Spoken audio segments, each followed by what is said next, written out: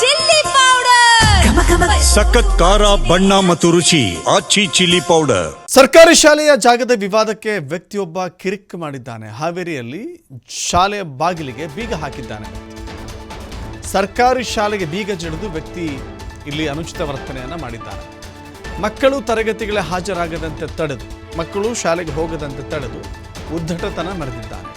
ಶಾಲೆಗೆ ಬೀಗ ಜಡಿದು ಪರಾರಿಯಾಗಿದ್ದ ಈರಪ್ಪ ಕುಲಕರ್ಣಿ ಹಾವೇರಿ ಜಿಲ್ಲೆ ಬ್ಯಾಡಗಿ ತಾಲೂಕು ಮಲ್ಲೂರು ಗ್ರಾಮದಲ್ಲಿ ನಡೆದಿರುವಂಥ ಘಟನೆ ಇದು. ಶಾಲೆಗೆ ಬಂದು ಹೊರಗೆ ಬಿಸಿಲಿನಲ್ಲಿಯೇ ಕುಳಿತಿದ್ದಾರೆ ಶಾಲಾ ಮಕ್ಕಳು. ಮಲ್ಲೂರು ಸರ್ಕಾರಿ ಹಿರಿಯ ಉರ್ದು ಪ್ರಾಥಮಿಕ ಶಾಲೆ ಇದು. ಶಾಲೆಗೆ ಬೀಗ ಹಾಕಿದ್ದಾನೆ ಈರಪ್ಪ ಕುಲಕರ್ಣಿ. ಅವರ ತಂದೆ ಶಂಕರಪ್ಪ ಹಲವು ವರ್ಷಗಳ ಹಿಂದೆ ಶಾಲೆ ನಿರ್ಮಾಣಕ್ಕೆ ಜಾಗವನ್ನು ದಾನವಾಗಿ ಕೊಟ್ಟಿದ್ದರು. 5 ಗುಂಟೆ ಜಾಗದಲ್ಲಿ ದಾನವಾಗಿ ಕೊಟ್ಟಿದ್ದರಂತೆ ಶಂಕರಪ್ಪ ಕುಲಕರ್ಣಿ. ಆದರೆ ಶಾಲೆ ನಿರ್ಮಾಣದ ವೇಳೆ ಇನ್ನೂ ಹೆಚ್ಚಿನ ಜಾಗ ಒತ್ತುವರಿ ಮಾಡಿ ಶಾಲೆ ನಿರ್ಮಾಣ ಮಾಡಲಾಗಿದೆ ಅಂತ ಈರಪ್ಪ ಆರೋಪ ಮಾಡಿದ್ದಾನೆ. ಹಲವು ವರ್ಷಗಳಿಂದಲೇ ಈ ವಿಚಾರವಾಗಿ ನ್ಯಾಯಾಲಯದಲ್ಲಿ ವ್ಯಾಜ್ಯ ಇದೆ. ಒತ್ತುವರಿ ಮಾಡಿದ ಜಾಗ ಬಿಟ್ಟುಕೊಡುವಂತೆ ಪಟ್ಟು ಹಿಡಿದಿದ್ದಾನೆ ಈರಪ್ಪ ಕುಲಕರ್ಣಿ. ಇವತ್ತು ರೊಚ್ಚಿಗೆ ಎದ್ದು ಶಾಲೆಗೆ ಬೀಗ ಹಾಕಿದ್ದಾನೆ ಈರಪ್ಪ. ಶಾಲೆಗೆ ದೌಡಾಯಿಸಿದಂಥ ಬ್ಯಾಡಗಿ ತಹಸೀಲ್ದಾರ್ ಚಂದ್ರಶೇಖರ್, BEO SG ಕೋಟೆ ಹಾಗೂ ಪೊಲೀಸರು ಸರ್ವೆ ಮಾಡಿಸಿ ಸಮಸ್ಯೆ ಬಗೆಹರಿಸುವುದಾಗಿ ಅಧಿಕಾರಿಗಳು ಭರವಸೆಯನ್ನು ಕೊಟ್ಟಿದ್ದಾರೆ. ಈ ಕುರಿತು ಶಾಲೆಯಲ್ಲಿ ಈಗ ಸಭೆಯನ್ನು ಕೂಡ ಅಧಿಕಾರಿಗಳು ನಡೆಸ್ತಾ ಇದ್ದಾರೆ.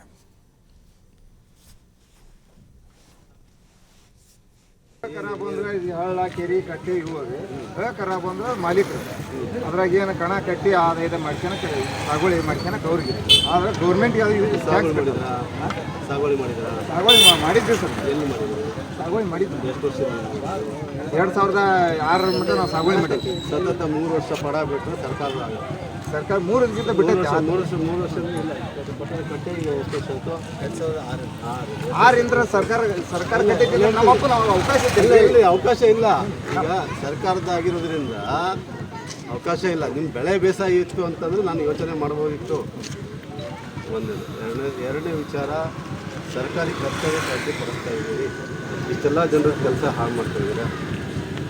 ಅವ್ರು ಹಾಳು ಮಾಡತ್ತಾರೆ. ಹೇಳ್ತೇನೆ ಕೇಳಪ್ಪ, ನಾನು ಖರಾಬ್ ಬಗ್ಗೆ ಮಾತಾಡ್ತೀನಿ, ನಿಮ್ಮ ಜಮೀನು ಬಗ್ಗೆ ನಾನು ಮಾತಾಡ್ತಾ ಇಲ್ಲ. ಸರ್ಕಾರ ಕ್ಲಿಯರ್ ಇದೆ. ದಯವಿಟ್ಟು ನಾನು ರಿಕ್ವೆಸ್ಟ್ ಅಲ್ಲ ಸರ, ಖರಾಬ್ ಅಂದ್ರೆ ಹಳ್ಳ ಕೆರಿ ಕಟ್ಟಿ ಇವಾಗ ಖರಾಬ್ ಅಂದ್ರೆ ಮಾಲೀಕರು ಅದ್ರಾಗ ಏನು ಕಣ ಕಟ್ಟಿ ಆದಾಯದ ಮಾಡ್ಕೊಳಕ್ ಸಾಗುವಳಿ ಮಾಡ್ಕೊಳಕ್. ಮತ್ತಷ್ಟು ಮಾಹಿತಿ ನಮ್ಮ ಪ್ರತಿನಿಧಿ ಯಲ್ಲಪ್ಪ ನೀಡ್ತಾರೆ. ಯಲ್ಲಪ್ಪ, ಆತನ ತಕರಾರು ತಂದೆ ಕೊಟ್ಟಿರುವ ಜಾಗವನ್ನು ವಾಪಸ್ ತೆಗೆದುಕೊಳ್ಳಬೇಕು ಅಂತ ಹೇಳಿ, ಬಟ್ ಕೊಟ್ಟಿರುವ ಜಾಗವನ್ನು ಒಮ್ಮೆ ದಾನವಾಗಿ ಕೊಟ್ಟ ನಂತರದಲ್ಲೂ ವಾಪಸ್ ಪಡೆದುಕೊಳ್ಳಿಕ್ಕೆ ಅವಕಾಶ ಇಲ್ಲ. ಈಗ ಹೇಗೆ ಅದನ್ನು ಇತ್ಯರ್ಥಗೊಳಿಸಿದ್ದಾರೆ ಅಧಿಕಾರಿಗಳು ಅಂತ? ದಶರಥ್, ಏನು 5 ಗುಂಟೆ ಜಾಗವನ್ನ ಶಂಕರಪ್ಪ ಇಲ್ಲಿ ಅಂದ್ರೆ ಹಲವು ವರ್ಷಗಳ ಹಿಂದೆ ಇಲ್ಲಿ ಒಂದು ಶಾಲೆ ನಿರ್ಮಾಣಕ್ಕಾಗಿ ದಾನ ಕೊಟ್ಟಿರ್ತಾರೆ. ಆದ್ರೆ ಅವರ ಮಗ ಇವತ್ತು ಈರಪ್ಪ ಕುಲಕರ್ಣಿ ಅಂತೇಳಿ ಏಕಾಏಕಿ ಆ ಶಾಲೆಗೆ ಬಂದು, ಏನು ಹಾವೇರಿ ಜಿಲ್ಲೆಯ ಒಂದು ಬ್ಯಾಡಗಿ ತಾಲೂಕು ಮಲ್ಲೂರು ಎನ್ನುವಂತಹ ಗ್ರಾಮ, ಇದು ಸರ್ಕಾರಿ ಹಿರಿಯ ಪ್ರಾಥಮಿಕ ಶಾಲೆ.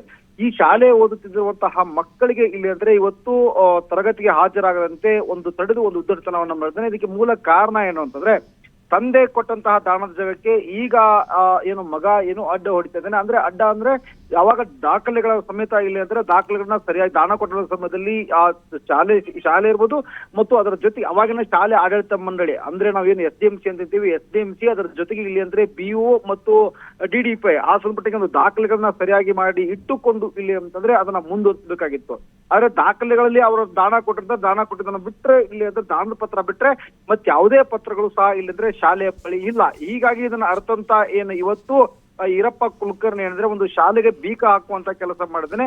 ಇದರಿಂದ ಕೆಲವೊಂದಿಷ್ಟು ರೊಚ್ಚಿಗೆದ್ದು ಕೆಲವೊಂದಿಷ್ಟು ವಿದ್ಯಾರ್ಥಿಗಳು ಇಲ್ಲಿಂದ ಏನು ಮೈದಾನದಲ್ಲಿ ಕುಳಿತು ಒಂದು ವಿದ್ಯಾಭ್ಯಾಸ ಮಾಡುವಂತಹ ಅನಿವಾರ್ಯವಾಯಿತು. ಇದರಿಂದ ಬ್ಯಾಡಗಿ ತಹಸೀಲ್ದಾರ್ ಚಂದ್ರಶೇಖರ್ ಮತ್ತು BCO SG ಕೋಟೆ ಹಾಗೂ ಪೊಲೀಸರು ಸ್ಥಳಕ್ಕೆ ಬಂದು ಸಮಸ್ಯೆ ನಿಮ್ದೇನಿದೆ ಅಲ್ಲದ ನಾವು ಅದನ್ನ ಬಗೆಹರಿಸಿ ಕೊಡ್ತೀವಿ ಮತ್ತು ಕೆಲವೊಂದಿಷ್ಟು ಡಿಮಾಂಡ್ಗಳನ್ನ ಈರಪ್ಪ ಕುಲಕರ್ಣಿ ಆ BO ಮುಂದಿರ್ಬೋದು ಮತ್ತು SDMC ಅಧ್ಯಕ್ಷರ ಮುಂದೆ ಮತ್ತು ಆ SDMC ಆಡಳಿತ ಮಂಡಳಿಯ ಮುಂದೆ ಇಟ್ರು.